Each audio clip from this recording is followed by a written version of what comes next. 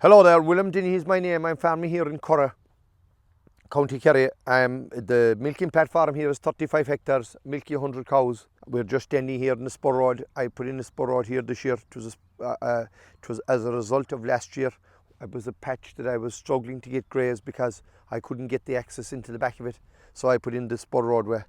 But for me here farming, where I'm farming, Spur roadways are very important to me, because they give me the access in wet weather to get out for the 4 hours, getting the cows out for 4 hours, and as a result it helps the constituents of the milk. I'd be a great believer that grass is the most important feed for the cows as after calving. So the spur roadways, and at this stage I have, I think, 7 different spurs, so they're all helping to get cows out to grass. This spur roadway here, what I actually did was I just brought in a machine and we took off the topsoil off it, and we just put in the pin, we call it pencil down here, and we put in that on top of it and just tracked it with the machine. But I will probably put a bit of blind in it and roll it with a vibrating roller just to make it more secure.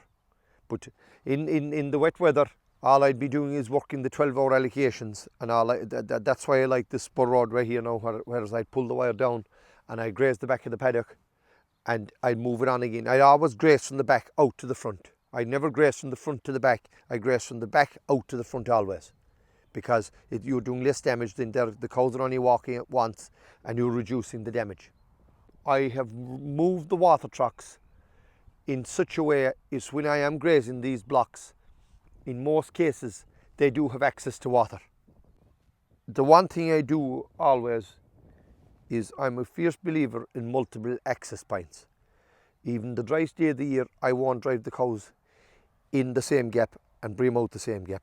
I always use multiple access points, whereas you're reducing the damage at any gap then. And I drive the cows in one and I drive them out the other. It's all to, I don't like poaching. If I can at all, I try to avoid it.